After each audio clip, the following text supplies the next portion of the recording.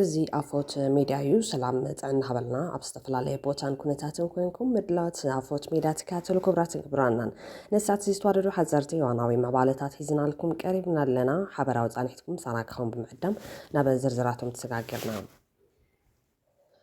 መሊኡ ናብ ሓደጋ ዛት ዘሎ ኣብ መንጎ ሕወሓትን ፌደራል መንግስትን ዝተኸተመ ስምምዕ ፕሪቶርያ ዳግመ ምትዕርራይ ክግበረሉን ዝተቐመጡ ኩሎም ነጥብታት መሊኦም ክትግበሩን ጠለብ ቀሪቦም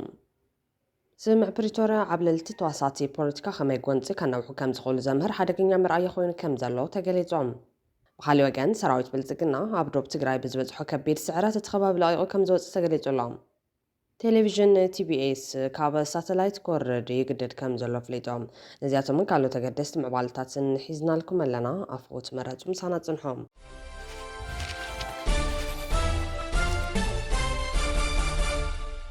ብቐዳምነት መኪና ሰሪቑ ዝተተሓዘ ውልቀ ሰብ 8 ዓመት ጽኑዕ ማሰርትን 4,000 ብር መቕጻዕትን ተፈሪድዎም ኣብ ከተማ መቐለ ክፍለ ከተማ ዓዲ ሓቂ መኪና እናሰረቐ ኢድ ብኢድ ዝተተሓዘ ውልቀ ሰብ ብጽኑዕ ማሰርቲ 8 ዓመትን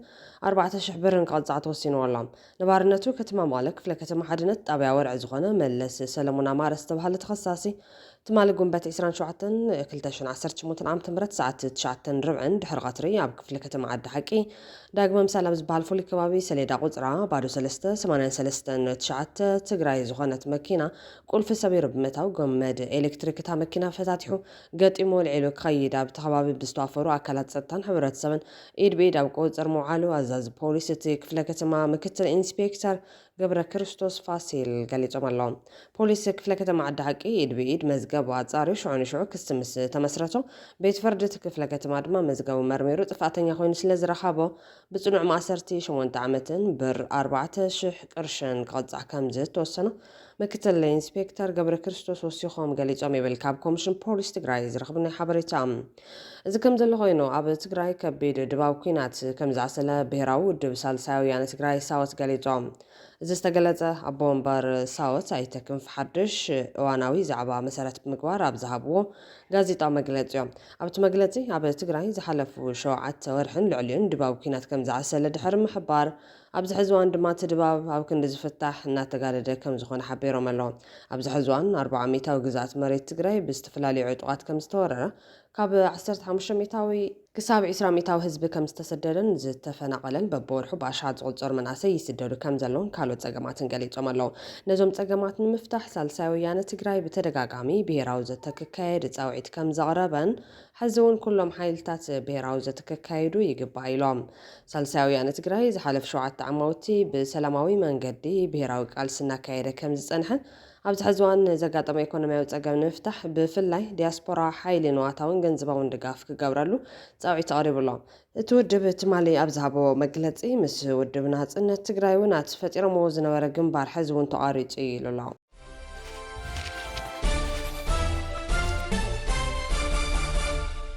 ቴሌቪዥን ቲቢኤስ ካብ ሳተላይት ክወርድ ይግደድ ከም ዘሎ ኣፍሊጦም ብሰለስተ ሰብ ሞያን 2 ሰብ ሃፍትን ፈለማዋን ኣብ ትግራይ ዝተጣየሸ ናጻ ትካል ቲቢኤስ ካብ ሳተላይት ክወርድ ይግደድ ከም ዘሎ ትማሊ ሓሙስ 4 ሰነ ኣብ ዘውፅኦ መግለፂ ሓቢሩ እቲ ልዕሊ 40 ሰብ ሃፍቲ ብሓባር ኮይኖም ከም ዘጣየሽዎ ዝንገረሉ ትካል ንልዕሊ 2 ዓመት ከገልገል ድሕሪ ምጽናሕ ብሰንኪ ፖለቲካዊ ጽልዋ ፋይናንሳዊ ማሕንቆን ምምሕዳራዊ ተነጽሎን ካብ ሳተላይት ናይ ምውራድ ሓደጋ እንጸላልዎ ከም ዘሎ ገሊጹሎም መሪሕነት እቲ ትካል ኣነ መሪሕነት ዘይሂቦ ትካል ይጥፋእ ዝብል ብሄራዊ ዓቕሚ ዝሓዘ ሓይሊ ክገጥምን ገጢሙ ክስዕርን ከም ዘይከኣለ ብምግላጽ ንግዜኡ ዕንቅፋት ገጢሙ ምህላው ኣፍሊጦም ቴሌቪዥን ቲቢኤስ ሓገዝቲ እንተረኺቡ ካብ ሓደጋ ምውራድ ክድሕን እንተዘይኮይኑ ድማ ብዝተፈለየ ወዳድባ ተመሊሱ ክመጽእ ከም ዝኽእል ኣካፊሉ ኣለዎም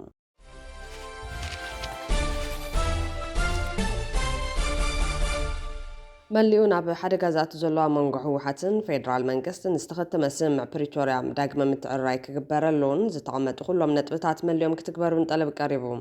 ስምምዕ ፕሪቶርያ ዓብ ልዕልቲ ተዋሳቲ ፖለቲካ ከመይ ጎንፂ ከናውሑ ከም ዝኽእሉ ዘምህር ሓደገኛ መርኣያ ኮይኑ ከም ዘለውን ተገሊጾም ስምምዕ ፕሪቶርያ ተኽሲ ዶ ምባል ጎንፂ ንምፍታሕ ዘይኮነስ ዓብ ልዕልቲ ተዋሳቲ ፖለቲካ ከመይ ጎንፂ ከናውሑ ከም ዝኽእሉ ዘምህር ሓደገኛ መርኣያ ኮይኑ ኣሎ ክብል ካብ ስምምዕ ሰላም ናብ መሳርሒ ፖለቲካ ዝተቐየረ ስምምዕ ፕሪቶርያ ብዝብል ርእሲ ኣብ ኣዲስ ስታንዳርድ ዝወፀ ጽሑፍ ኣመላኺቶም ካብ ዕናዊ ኩናት ናብ ሕዌት ከሰጋገር ተባሂሉ ዝተኸተመ ስምምዕ ፕሪቶርያ ስልታዊ ብዝኾነ መንገዲ ትርጉም ኣልባ ክኸውን ከም ዝተገበረ ትጽሑፍ ኣረድየሎም ስምምዕ ብሓደ ለይቲ ፈረሰን ቀስ በቐስ እዩ ጥራሑ ተሪፉ እቶም ቀንዲ ድንጋገታቱ ሙሉእ ንሙሉእ ተጓቲቶም ዳግም ተቃኒዮም ተዘሊሎም ወይ ከዓ ሸለል ተባሂሎም ፈለማ ነቲ ጎንፂ ዘለዓለ ኩነታት ግና ካብ ቦትኡ እናቐይበለን ኢሉ ትጽሑፍ እቲ ንትግራይ ዘዕነወ ኩናት ውሽጣዊ ክልላዊ ዘይምርድዳእ ዘይኮነስ ዝተዋደደ ተሳትፎ ሓይልታት ምክልኻል ፌደራል መንግስቲ ኢትዮጵያ ሓይልታት ኤርትራ ሓይልታት ክልል ኣምሓራን ሚሊሻታትን ከምኡውን ካልኦት ሓይልታት ዘካተተ እዩ ነይሩ ነገር ግን ድሕሪ ስምምዕ ፕሪቶርያ ፌደራል መንግስቲ ንባዕሉ ከም ዘይሻራዊ ኣተዓራቂ ክልል ትግራይን ኣምሓራን ገይሩ ኣቐሚጦም ፌደራል መንግስቲ ነቲ ጎንፂ ጉዳይ ወሰን ጥራሕ ኮይኑ ክረአ ብምግባሩ ዓለም ለኸ ቀልቢ ክፍጽሙ ካብ ዝግብኦም ኣገደስቲ ዛዕባታት ስምምዕ ፕሪቶርያ ክወፅን ክንክን ገይሩ ኢሉ እቲ ብገብረ ሚካኤል ነጋሽ ተጻሒፉ ኣብ ኣዲስ ስታንዳርድ ዝወፀ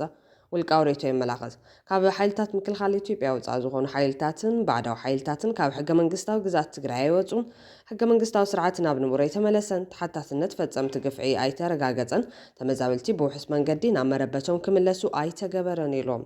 ሰፊሕ ክፋል ሰሜን ምዕራብ ትግራይን ሙሉእ ምዕራብ ትግራይን ካብ ቁፅር ምሕዳር ትግራይ ወፃኢ ኮይኑ ኣብ ብርክት ዝበሉ ከባቢታት ትግራይ ብሓይልታት ምክልኻል ኢትዮጵያ ዝድገፉ ሓይልታት ኣምሓራን ከባቢያዊ ሰመዝን ብጭቡጥ ስልጣኖም ሒዞም ይቕፅሉ ምህላዎም እውን ኣረድየሎም ሰራዊት ኤርትራ እውን ንክወፁ ተደጋጋሚ ፃውዒት እኳ እንተተገበረ ክሳብ ሕዚ ኣብ ገለ ከባቢታት ሰሜናዊ ትግራይ ከም ዘለው ብገብረ ሚካኤል ነጋሽ ተጻሒፉ ኣብ ኣዲስ ስታንዳርድ ዝወፀ ተንታናይ ርእይቶ ጠቒሶም ዓለም ለኸ ማሕበረሰብ መፍትሒ ንዘይረኸቡ ግፍዕታት ከም ንቡር ምውሳዱን ትኩረቱን ኣብ ካሊእ ምዝምባሉን ስቃይ ትግራይ ካብ ዲፕሎማስያዊ ህፁፅ ዛዕባነት እናሃሰሰ ክመፅእ ምግባሩ እውን ሓቢሩሎም ብተጋሩ ዝቐርቡ ጠለባት ሕገ መንግስቲ ናብ ንቡር ምምላስን ተመዛበልቲ ብውሕስ መንገዲ ምምላስን ብደገፍቲ መንግስቲ ኣካላት ከም ጽንፈኝነትን ዓንቃፋይነትን ኢሉ እውን ንሓድሽ ኩናት ከም ምድላው ተገይሩ ዝረአየሉ ኩነታት ተፈጢሩሎ ኢሉ ትጽሑፍ ሸኽሚ ምዕቃብ ሰላም ኣብ ግዳያት ኩናት ጥራሕ ክድዕነን እንተሎ ኣብ ስምምዕ ፕሪቶርያ ዝተቐመጡ ጉቡኣት ፌደራል መንግስቲ ግና እናፈለኻ ትርጉም ይወሃቦም ወይ ይሕደጉ ኣለዉ ክብል ገሊጹሎ ትጽሑፍ ውዕሊ ፕሪቶርያ ነቲ ሓደ ንዘይተነፀረ ግዜ ዝቕይድ ነቲ ካሊእ ድማ ብኩናት ዝተረኸበ ወታደራዊ ፖለቲካውን ግዛታውን መኽሰባቱ ከደልድል ዝፈቅድ ዘይምዕሩይ ሰላም ፈጢሩ ዝበለ ትጽሑፍ ኣብ ትሕቲ ከም ዝበለ ኩነታት ዘለቕ ከይዲ ሰላም ድማ ክህሉ ከም ዘይኽእል ኣረድዮም ፍትሒ ናብ ንቡር ምምላስ ተሓታትነትን ትግበራን ዘይብሉ ስምምዕ ዶ ምባል ተኽሲ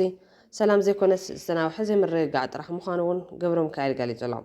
ስምምዕ ፕሪቶርያ ትግራይ ሕገ መንግስታዊ መሰላት ክኽበሩን ተመዛበልቲ ክምለሱን ስለ ዝሓትት ዘይኮነስ ጎበጣ ቁጠባ ምግዳድ ፖለቲካዊ ምግላልን ዲሞግራፊያዊ ምቁፅጻርን ከም ንቡር ዝውሰዱ ክንዋነታት ምስ ኮኑ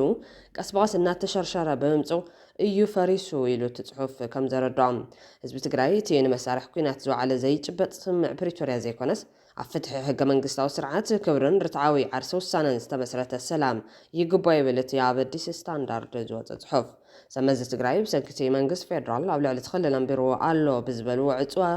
ዜጋታት ቁጠባውን ማሕበራውን ቅልውላው የጋጥሞም ከም ዘሎ ገሊፆም ብሰለስተ ሰነ 2026 ናብ ዝወፀን ብማዕኸናት ዜና ትክልል ኣብ ዝተወዝዐን ደብዳበ መራሕቲ ትኽልል ማሕበረሰብ ዓለም ነቲ ዘጋጥም ዘሎ ቅልውላው ኣቓልቦ ክገብርሉ ተማሕፂኖም እቲ ናብ ዲፕሎማስያዊ ልኡኻትን ዓለም ለኻዊ መሻርክትን ብዝብል ዝወፀ ጽሑፍ ወግዓዊ ማሕተም እኳ እንተዘይሃሎ ወሃቢ ቃል ገዛ ሰልፊ ትግራይ ሕወሓት ኣይተምክየለ ስጉዶም ግን እቲ ጽሑፍ ብሕወሓት ዝወፀ ምዃኑ ንቢቢሲ ብቴሌፎን ኣረጋጊፆም ኣብ ዝዋን ኣብ ትኽልል ከቢድ ቁጠባውን ሰብኣውን ቅልውላው ከም ዘጋጠመ ብምሕባር ብፍላይ ቀረብ ነዳዲ ብምቁራፁ ቁጠባዊ ምንቅስቓሳት ከም ዝተሰናኸሉ ምኽባር ዋጋታት ከም ዝተኸሰተ ገሊፆም ተኸለል ኣብ ከቢድ ፀቕጢ ወዲቑ ከም ዝርከብ ብምጥቃስ ድማ ኣብቲ ሃገር ዘጋጠመ ቅልውላዋት ንምፍታሕ ማሕበረሰብ ዓለም ኣብ ዝመርሖ ተኣማኒ ፖለቲካዊ መስርሕ ክንሳተፍ ድልዋት ኢና ብምባል ንኽልቲኦም ወገናት ናብ ዝርርብ ከምፅዎም ሓቲቶም እቲ ኩነታት ተኣማኒ ፖለቲካዊ ልዝብ ዝጠልብ እዩ እውን ኢሉ ኣሎ መንግስቲ ፌደራል ስምምዕ ምቁራፅ ተፃወታት ዝኾነ ውዕል ፕሪቶርያ ብምጥሓስ ክኸስስን ከሎ እቲ ነዚ ውዕላት ከፈጽም ዝቐሞ ትካል ብዓብዪ ወዲቑ እዩ ክብል ነቒፎም ሕወሓት ተቐዲሙ እቲ ስምምዕ ፈሪሱ ዝብል መርገፂ ወግዓዊ ገይሩ እኳ እንተጸንሐ መንግስቲ ፌደራል ክሳብ ሕዚ ንመርገፂ ሕወሓት ብወግዒ ርእይቶ ኣይሃበሎን ይኹን እምበር ክልቲኦም ወገናት ኣብ እተገባብራ ውዕላት እቲ ምቁራፅ ተፃብኦ ንሕድሕዶም ክካሰሱ ምጽንሖም ኣይርስዓን እቲ ሰልፊ ቅድሚ 6 ዓመት ብዝተኻየደ ምኽንያት እቲ ኣብ 2020 ዝተወልዐ ኩናት ብምዃን ዝጠቐሰን መረፃ ስዒቡ ዝቖመ ቤት ምኽርን ናብ ስሩሕ ክምለስ ገይሩ ይርከብ ሕወሓት ኣብ ዘርግሖ ደብዳቤ ድማ መሪሕነት እቲ ሰልፊ ኣብ ትኽልል ዘጋጠመ ክፍተት መንግስቲ ንምምላእ ኩሉ ዓይነት ፖለቲካዊ ኣማራፅታት ምውሳድ ኣድላዪ ኢሉ ከም ዝወሰነ ጠቒሶም በዚ መሰረት ኣቐዲሙ እቲ ግዝያዊ ምምሕዳር ክቕፅል ናይ ስግግር መንግስቲ ክምስርት ኣብ 2020 ኣብ ዝተኻየደ መረፃ ዝተመስረተ ቤት ምኽሪ ናብ ስራሕ ምምላስ ወይ ሕዚ ኣብቶም ብፌደራል መንግስቲ ዝድገፉ ዘይስርዓት ሓይልታት ወፃኢ ዝርከቡ ከባቢታት መረፃ ክካየድ ዝብሉ ኣማራፅታት ከም ዝረኣየ ኣመልኪቶም ኣብ ከተማታትን ገጠራትን ድሕሪ ዝተኻየዱ ዝርርባት ድማ ትዝበዝሐ ድማ ትቅድሚ ሕዚ ዝተመረፀ ቤት ምኽሪ ናብ ስራሕ ክምለስ ምግባር ኣብ ዝብል ከም ዝተስማዕመዐ ጠቒሶም እቲ ቤት ምኽሪ ናብ ወንበር እቲ ሰልፊ ደብረፅዮን ገብረ ሚካኤል ፕረዚደንት ገይሩ ሸይምዎ ኣሎ እዚ ስጉምቲ ስልጣን እትስምዕ ፕሪቶርያ ስዒቡ ዝተመስረተ ግዝያዊ ምምሕዳር ዝምንዝዕ ምዃኑ እውን ይንገር ብቀዳማይ ሚኒስትር ኣብይ ኣሕመድ ኣብ መወዳእታ ወርሒ መጋቢት ናይ ስልጣን ግዚኡ ተናዊሒሉ ዝነበረ ፕረዚደንት እቲ ግዝያዊ ምምሕዳር ሌተናል ጀነራል ታደሰ ወረደ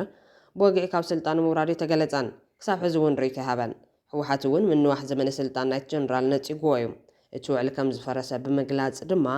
ቅድሚ ኩናት ንዝነበረ ካቢኔ ናብ ስራሕ ብምምላስ ደብረፅዮን ገብረ ሚካኤል ክመርሑ መሪፆም ኣብ ዝዋን መጻኢ ዝምድና ማእኸላይ መንግስትን ክልል ትግራይን እኳ እንተዘይተፈለጠ ትኽልል ኣብቲ ብሓደ ሰነ 2026 ኣብቲ ሃገር ዝተኻየደ መበል 7 ሃገራዊ መረፃ ከይተሳተፈ ምጥራፉ ይፍለጥ እዮም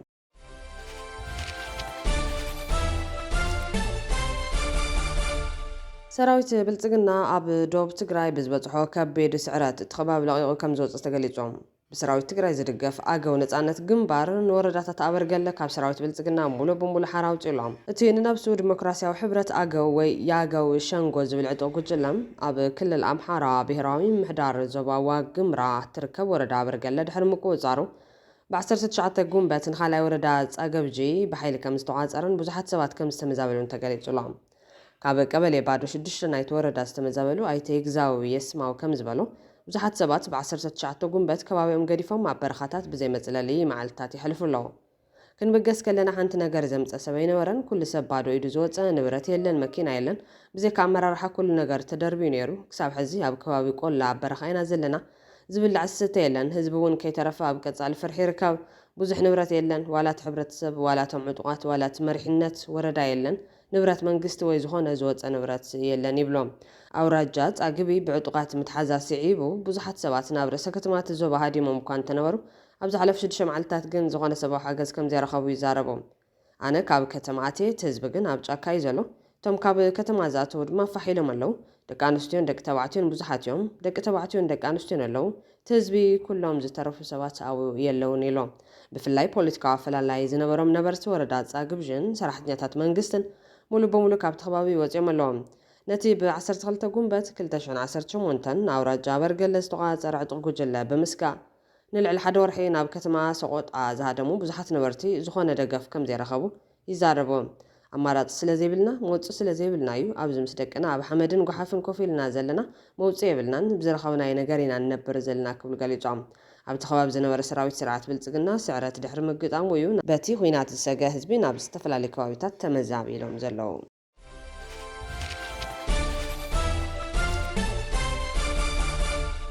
ኣብ ሶማልያ መንጎ ሓይልታት መንግስትን ዕጡቓት ተቃውምትን ጽዑቕ ምልውዋጥ ተኹስ ተሰሚዖም እቲ ግጭት ብሰንኪ ምንዋሕ መረፃ ዝተበገሰ እዩ እብረ ስልጣን ፕረዚደንት ሼክ ሓሰን መሐሙድ ብ15 ጉንበት ድሕሪ ምብቅዑ ንሓደ ዓመት ምንውሑ ፖለቲካዊ ቅልውላው ስዒቡ ይርከብ ምንዋሕ ዕድመ ስልጣን ናይቲ ፕረዚደንት ዘይቅዋማዊ ክብሉ ዝነቐፉ ተቃውምቲ ሰልፍታት ንትማል ሓሙስ ህዝባዊ ተቃውሞታት ክካየድ ፀዊዖም ነይሮም መጠነ ሰፊሕ ፀጥታዊ ስርሒታት የካይዱ ምህላዎም ዝገለጹ ፖሊስ ኣንጻር ልዑል ዕጥቂ ዘለዎምን ብሞርተራት መጥቃዕቲ ዘካይዱን ሚሊሻ ገጢሞም ከም ዘለዉ ፍሊጦም ሓደ ካብ ተቃውምቲ ፕረዚደንት መሐሙድ ዝኾነ ቀዳማይ ሚኒስተር ነበር ሓሰን ዓሊ ካይረ ሰላማዊ ተቃውሞ ንምግባር እናተዳለወ እንከሎ ብሓይልታት መንግስቲ ከም ዝተጠቕዐ ኸሲሶም ሓላፍነት ናይቲ ዝስዕብ ጉድኣት እቲ ዕድመ ስልጣን ዘብቅዕ ፕረዚደንት ምዃኑ እውን ኣጠንቂቑሎም ዛጊድ ብዛዕባ ኣብ ሰብ ዝበፅሐ ጉድኣት ዝተፈለጠ ነገር የለን ክቡራትን ክቡራንን ቤተሰብ ኣፍወት ሚድያ ነሳት ዘዋረድና ለኩም ሓፀርቲ ዋናዊ ሓበሬታታት ኣቕሪብና ከንቢትና ስለተከታተሉና ነመስገን ላይክ ሼር ሰብስክራይብ ምግባር ቤተሰብ ኣፍወት ሚድያ ኾኑ ዝስናይ ንምና